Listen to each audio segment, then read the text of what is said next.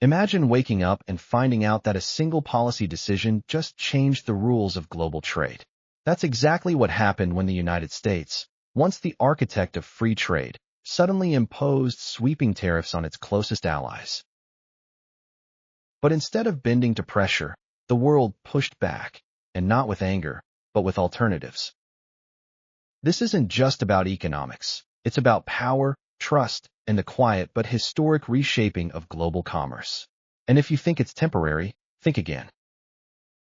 What started as a tactical move has become a structural transformation, and the ripple effects are now turning into tidal waves.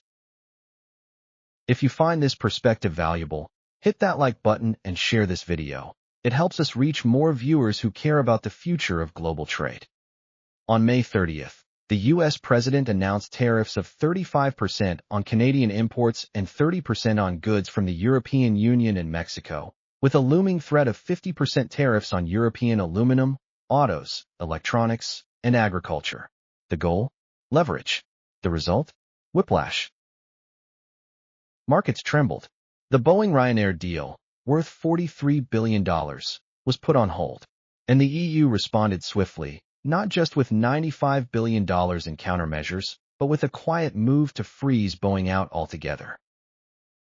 This wasn't just a trade dispute. It was a loud announcement that the world would no longer play by rules written in Washington.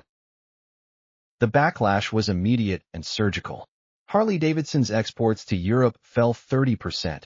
American agricultural exports dropped over $23 billion, and dairy co-ops like Land O'Lakes felt the sting. These weren't random targets. They were carefully chosen industries tied to politically sensitive states. And then came the real shift. Countries stopped retaliating and started replacing. Trade corridors rerouted. Deals restructured. Trust, once broken, wasn't coming back. Boeing's jeopardized deal wasn't just a financial hit. It was a credibility collapse. If Ryanair opts for Chinese-made Comac jets instead, it won't just be about planes. It'll be about signaling that America is no longer the default. Meanwhile, Airbus gained traction, and even more shockingly, European carriers began exploring aircraft purchases that excluded U.S. manufacturers entirely. The FAA's dominance, now under scrutiny. The message: compliance isn't enough if your policy shifts with every election. As the U.S. built walls, Canada opened doors. Through the CETA agreement, the EU and Canada eliminated nearly all tariffs, forming a seamless trade corridor now projected to hit €90 billion by 2026. European industries that once relied on U.S. supply chains began shifting toward Ontario and Quebec. Canadian hydrogen exports surged. Steel and auto parts redirected north. Canada wasn't just a friend, it was now a partner. The EU didn't stop at retaliating. It started rebuilding. 17 bilateral trade negotiations launched across Asia, Africa, and the Middle East, all offering access, cooperation, and investment. Notably, a $3.4 billion supply chain pact with India, outside the U.S. system and outside the dollar, cemented the new direction. This wasn't punishment. It was pivot. What do you think about this global shift? Are tariffs helping or hurting U.S. leadership? Drop your thoughts in the comments. We read every one. The EU began doing something rare in today's world, offering stability. While Washington's trade strategy changes with each administration, Brussels provided a steady, rules-based system with clear incentives and long-term alignment. For companies planning multi-decade investments, this predictability became more valuable than lower taxes or regulatory cuts. The new EU trade deals aren't just economic.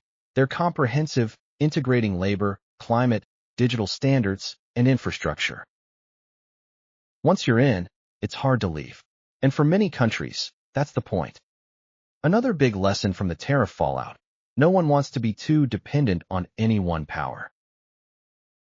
Europe is designing its new trade model with built-in backups, alternate suppliers, flexible logistics, and diversified partnerships. Japan, Vietnam, India, all are being folded into this new trade web. It's not about excluding America, but about not needing it. Let's go back to Boeing. Once a symbol of American innovation and global dominance, now a cautionary tale. The Ryanair suspension shook investor confidence and shifted industry sentiment. Why buy from a country whose trade policy can flip on a tweet? The loss of deals is painful, but the erosion of confidence? Far worse. When countries see the U.S. as unpredictable, they start looking elsewhere, not out of spite, but out of self-preservation. We're not witnessing a global rebellion. We're seeing a quiet realignment. Europe, Canada, and emerging economies are building something new, not loudly, but methodically. The world isn't asking America to leave. It's just not waiting for it to show up. Europe's trade pacts now blend economic access with digital infrastructure, AI governance, environmental regulation, and labor standards. These aren't old-school tariff cuts. They're strategic alliances wrapped in legal frameworks. When a country signs on, it's not just gaining access to goods, it's joining a values-based system. That's sticky. That's long-term. And that's why the U.S. is finding it harder and harder to stay relevant in this space. Supply chains are physically relocating. Logistics systems are being rewritten. Arbitration frameworks are shifting out of Washington's orbit. What seems reversible on paper is becoming permanent in practice. The age of transactional trade deals is over. We've entered an era of transformational pacts, where trust, consistency, and shared standards carry more weight than tariffs ever could. This isn't a trade war. It's a trade exit. America didn't get pushed out, it walked away. In trying to win concessions through pressure, it opened the door for others to lead by design. The EU, Canada, India, and China aren't waiting. They're writing the next chapter of global commerce, quietly, collaboratively, and with a plan. And unless the U.S. regains its footing, it may find itself reading rules it didn't help write. If this helped you understand the bigger picture, make sure to like, subscribe, and ring the notification bell. Thanks for watching. We've got more coming soon.